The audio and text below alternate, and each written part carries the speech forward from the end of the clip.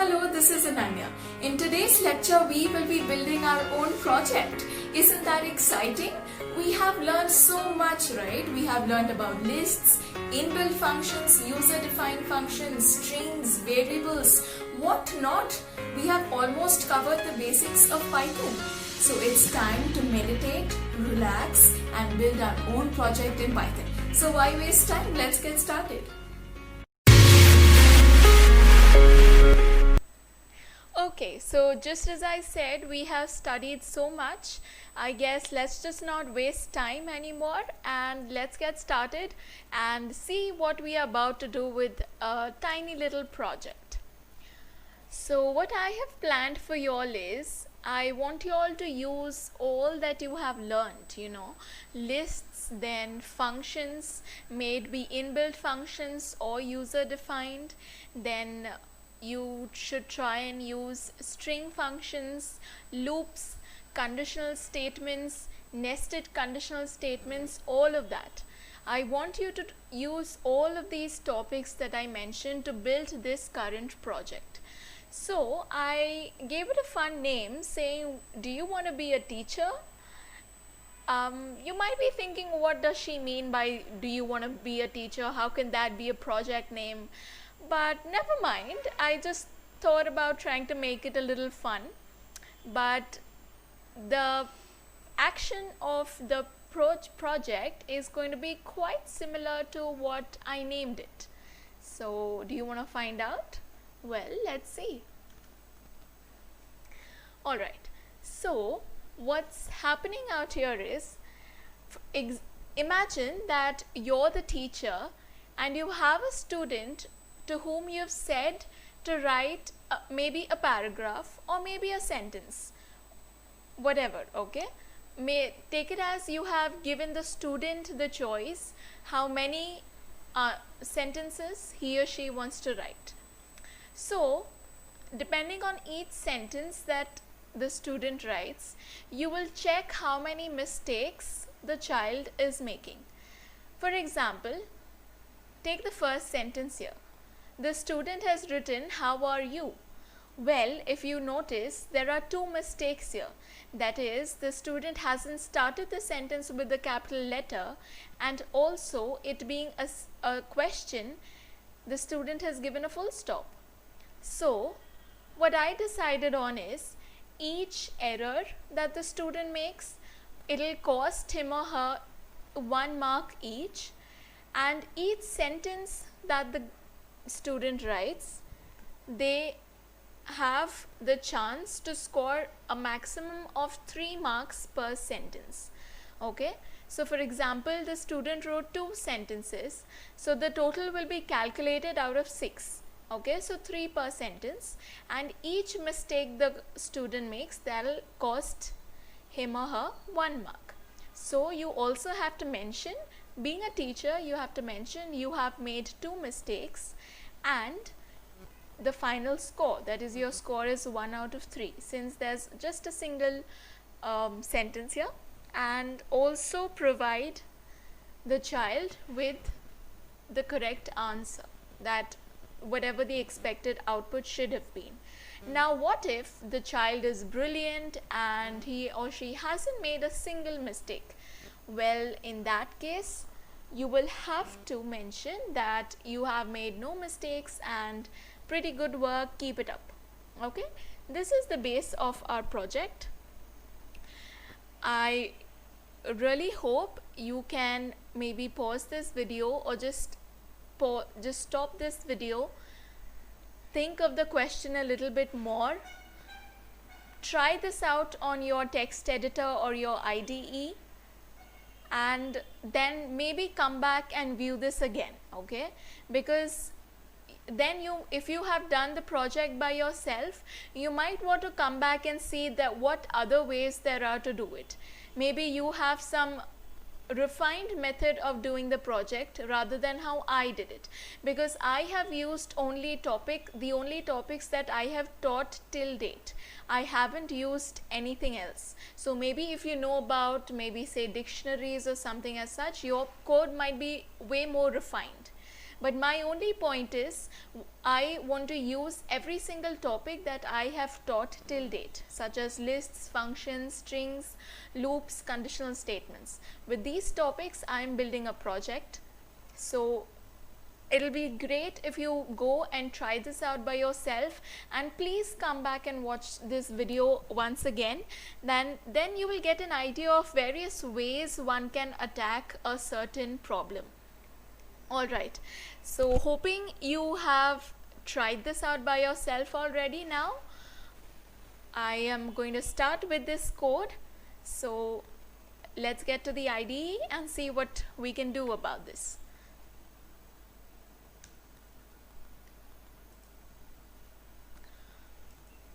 Okay, so this is going to be a little long because I'm going to try and explain every single step happening and every logic possible. Alright, let's name it our first project.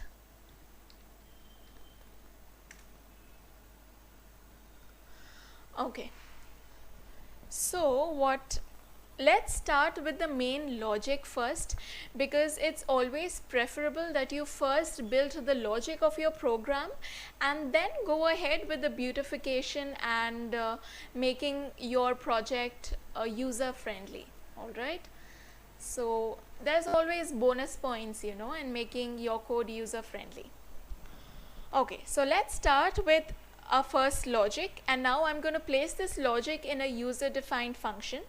So remember, we are supposed to use the def keyword so that the interpreter understands that yes, you are about to define a function. So I shall name my function as character. Okay, and inside that I shall pass a variable sentence. Okay, I shall pass the parameter sentence, and then I shall start with my code. Now you can name anything. Okay, you can name your function anything, you can pass any variable name you want to, but it is always preferable that you pass such names that actually go along with the action of your project. For example, if I would have given def x and in brackets I would have passed y. Now if you would have come back to this program in the future, you would not have been able to understand what is x, why am I passing y, why am I even doing this code. You will not remember anything. For example, you want to come back after 3 to 4 months to this code and refer to something. Obviously we won't remember after 4 months what we had done so long back, right? So it is always preferable that you give proper names to your functions and your variables. Okay, let's move ahead. Now remember that I had told you have to mention how many errors the student has made. So for that I am going to assign a 0, the value 0 to a variable count. Now count indicates how many errors the student has made. Alright, you can name it anything, again no problem.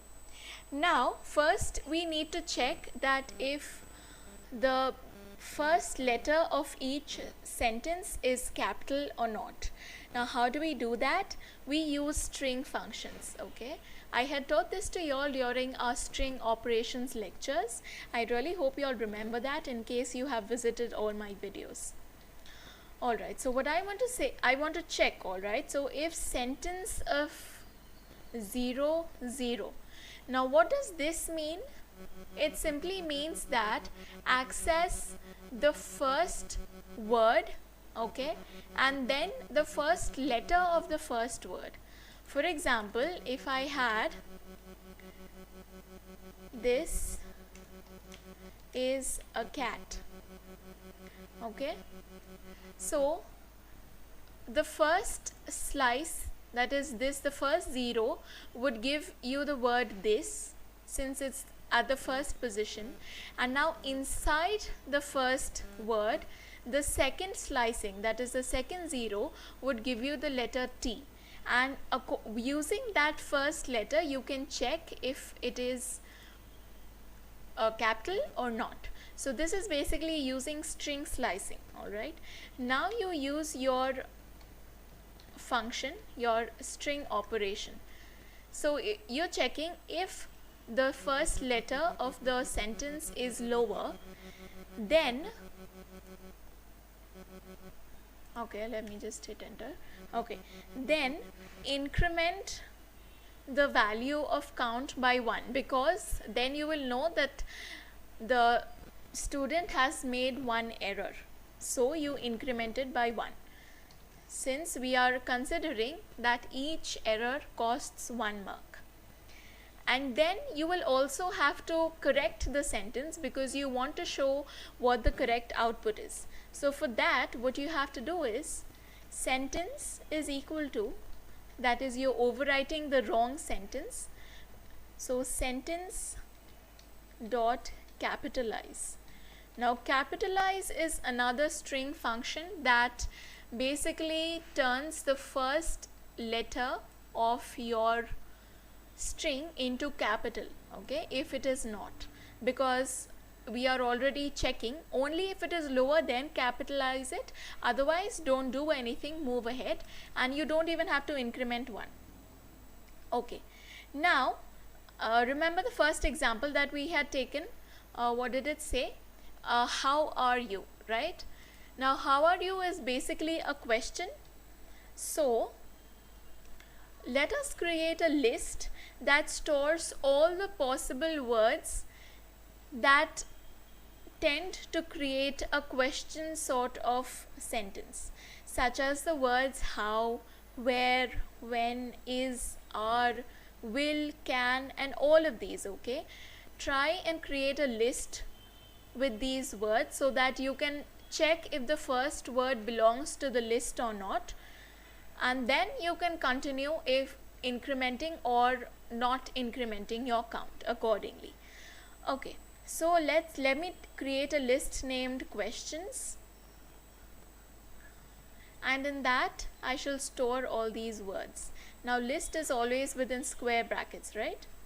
Okay,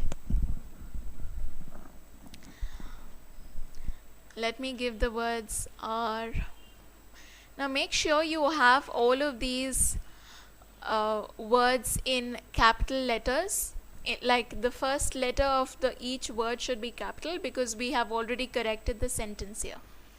So are, is,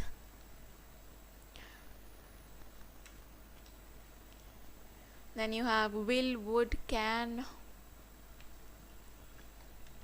will, would, can. I just finished off with all the helping verbs that you have: how, where, when. Then let's go to new line. Okay, you can always give this backward slash, that indicates that you want to continue to the next line, but everything that you write on this line belongs to the list questions. Okay, what more do we have left? How, where, when, why. What else can you think of? What? Okay, we missed what. All the WH questions basically. Maybe let's say for what. Okay, you can add as many you want to this, how much ever you can think of. Okay, let's give should also, since I just remembered it. Okay, so you can give as many as you want and try and make a nice repository out of it.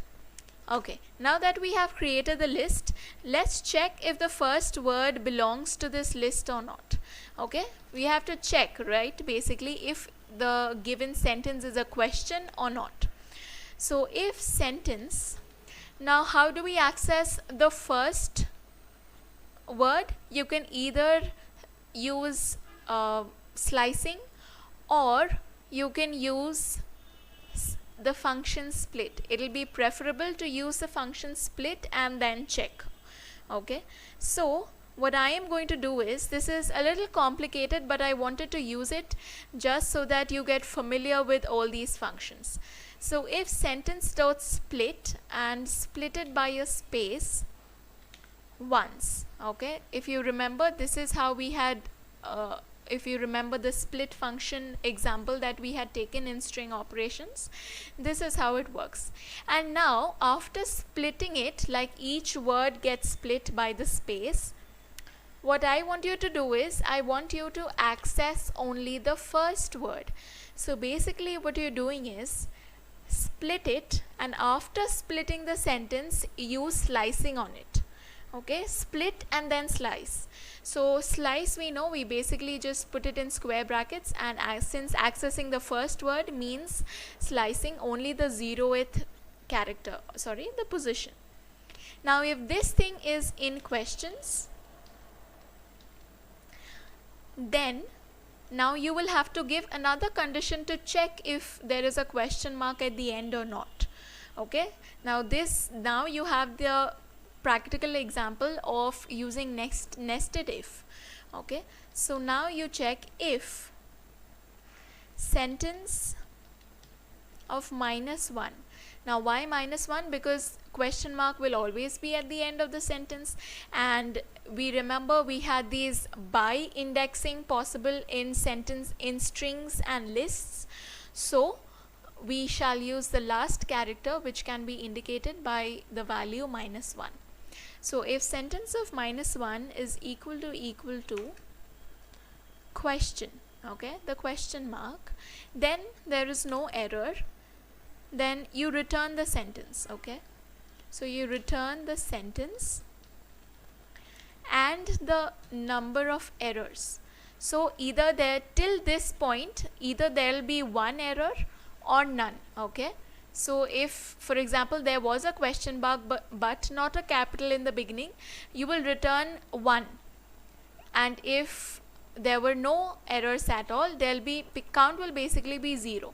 So if you see, you can return 2 variables or more at a time during returns statements in Python. For example, in the language C, you cannot do that. In C you can only return a single variable. Okay, but in Python you can return multiple variables or multiple answers. Okay, now that we're done, now if it is not a question mark at the end, so let's give elif. Okay, so elif, let me just copy this, it'll save time, and I'll just modify accordingly. So what I'm going to say, if the end is either a full stop, or, why are we giving or? Because it can be anything, right? So it's not an all function, it is an any function. So if elif sentence of -1 is a full stop, or even maybe an exclamation mark. Okay, if that is the case, then what I want you to do is, I want you to replace, okay, since we have to give the corrected answer, please replace the question, the exclamation mark or the full stop by a question mark, increment the count and move ahead. These are the 2 steps that you have to do inside the elif scope.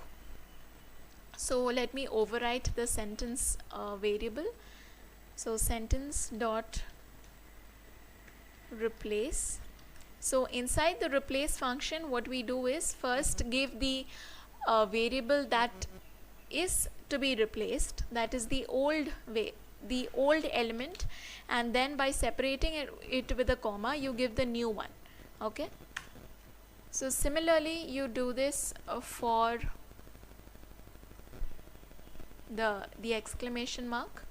Now note that I am giving both of them, but you can always just separate it out. I have just joined it using the or function, that is the or word, sorry, the or operator to be exact, and I'm just giving, if there is a full stop, do this, if there is an exclamation mark, do this. But to be more precise and more correct in terms of coding, you can just separate these two parts, and instead of putting it in one elif statement, put it in two statements. Okay, and now I also want to increment count. Okay, I incremented count, and now I'm done. I shall return the sentence and the count. Now what if there isn't any symbol at the end of the sentence? Okay, there is no end point, like the student hasn't given either a question mark or a full stop or maybe an exclamation mark. The student hasn't given anything. So in that case, what I shall do is, that is also an error, I shall simply increment count. Okay, since that will count as one error, and I shall return I shall concatenate a question mark with the sentence and then return it. So return sentence plus question mark and also return count. Now if you can see, I am trying out different ways to show y'all how y'all can return various things. Y'all can make it way easier than this, make it more shorter or make it more simpler, but I'm just doing this to try and make y'all understand that there are various ways y'all can approach a certain problem. Okay, there is no fixed method, so just try and be a little diverse in the beginning, then y'all can choose whatever y'all like best and whatever is the most optimum method to do a code. Okay, now that we're done with this, we have tried out all the possible options of where a student can go wrong if the statement is a question. Now what if the sentence is not a question and it is a simple basic statement made, such as the weather is good? Okay, this isn't a question. So this case lies exactly opposite to this if statement, right? So basically what you want to say is, if the first word not in questions, okay, so you're basically writing the else counterpart of this if condition. Okay, now whenever you're writing the else part, make sure you have your indentation made correctly. Okay, so now what I shall do is, else I don't want any other condition because it'll automatically go to this part if it is not a question. Now what I shall do is, I shall just simply copy this, because it's, copy pasting means, saving time. All you have to do is modify the question marks, just replace the question marks with the full stops, right? So now if the sentence ends with a full stop, then no problem, just return the sentence and the count. Now elif, if the end of the sentence is either a question mark or an exclamation mark, then replace the question mark and exclamation with full stops. Okay, I am basically giving you the literal dictation of what the code is actually doing. Okay, so y'all can just go through it quickly. Again, everything else remains the same. The error gets incremented automatically, exactly like the previous part, and now instead of concatenating it with a question, I am concatenating it with a full stop. Okay, now that we are done with this, I think we have completed our logic, and this is basically the entire function. Okay, the corrector function. Now I'm going to pause for now in case you just want to procrastinate on this and try out something else. I made it quite small, right? Okay, just have a final look at it. We have made it into uppercase, then checked if it is in questions or not, then we gave the counterpart, that is a question sentence or a statement sentence. Okay, this is what we did in our logical part. I guess that's it. I shall pause this now and I shall meet you with the main logic, or rather say the main function and the beautification part of this project. So this will be the first part of the project. I shall meet you again with the second part. Bye bye.